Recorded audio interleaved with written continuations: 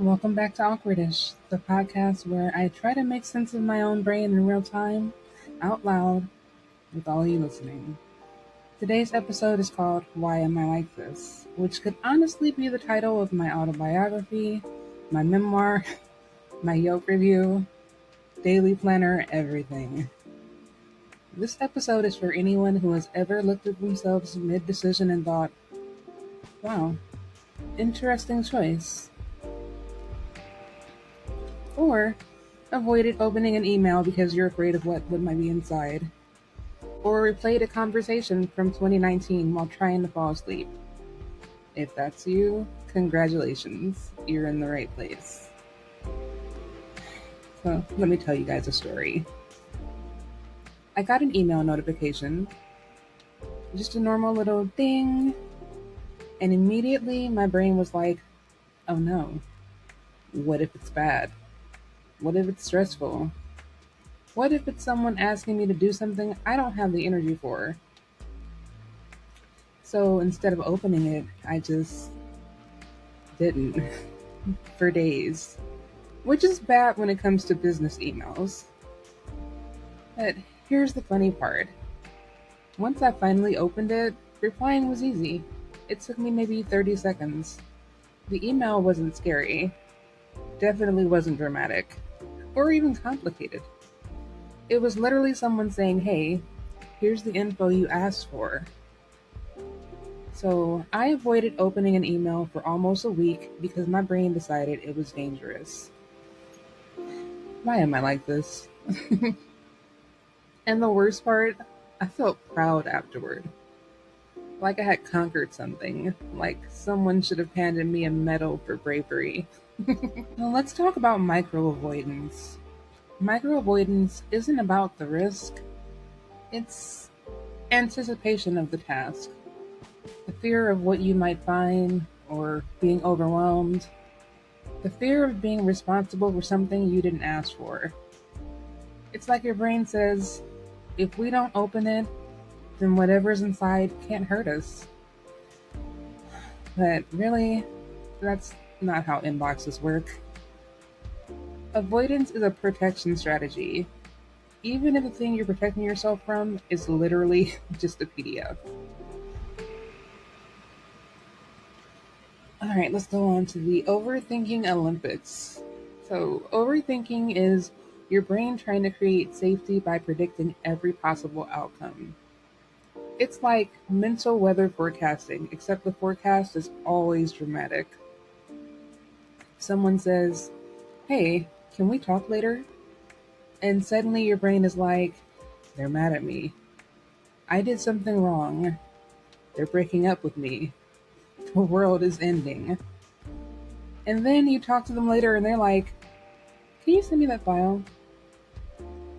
Overthinking feels productive, but it's really just emotional cardio with no finish line. Let's talk about the I knew better but still did it phenomenon.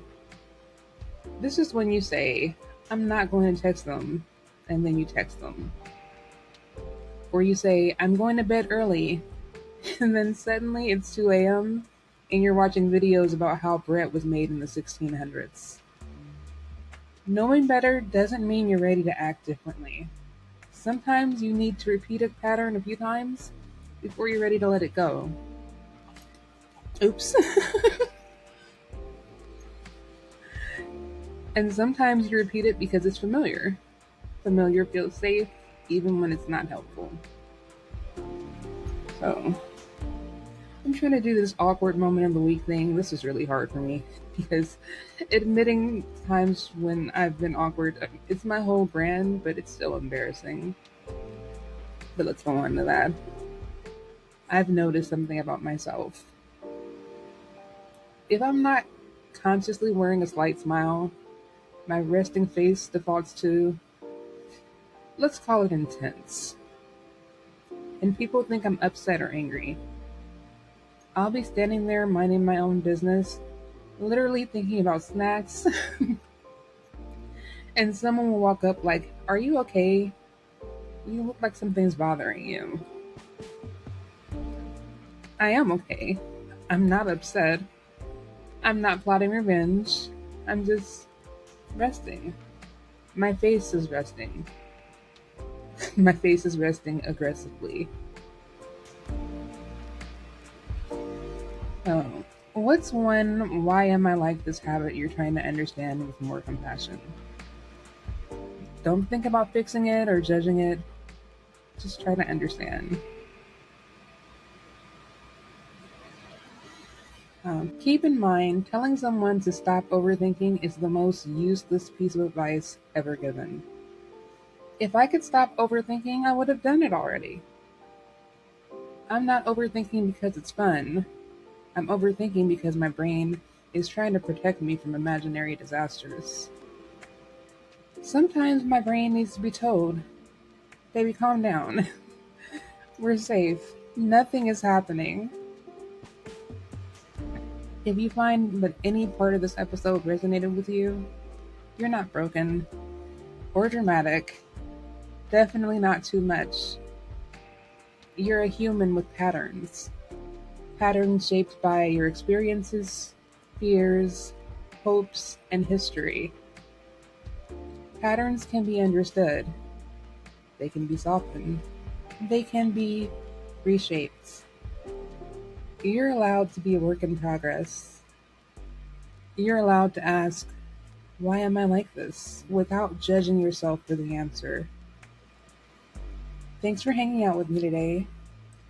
If this episode made you laugh, made you think, or made you feel a little less alone, share it with someone who also asks themselves, why am I like this at least once a week? And if you'd like to stay in touch, you can find me on most social media, on Instagram, Threads, and TikTok. You can find me personally under Awkward Rube. Oh, YouTube too. And then on for the podcast, on Instagram and Threads, it's Awkwardish Podcasts. And on YouTube, it's Awkwardish Pods with an S at the end. So, see you next time on Awkwardish, and it's okay for you to be like this.